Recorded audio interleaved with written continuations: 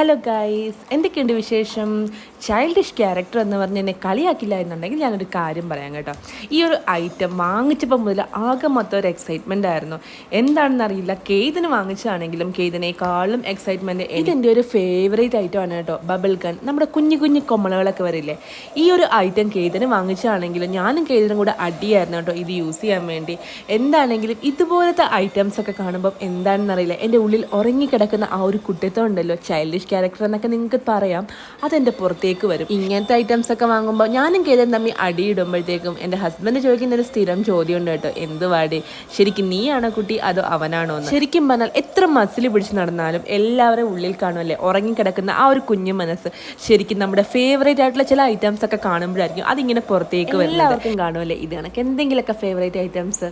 ഇതൊക്കെ കാണുമ്പോഴാണ് ഒരുപാട് പഴയ ഓർമ്മകളൊക്കെ നമ്മുടെ മനസ്സിലേക്ക് ഇങ്ങനെ ഓടിയെത്തുന്നത്.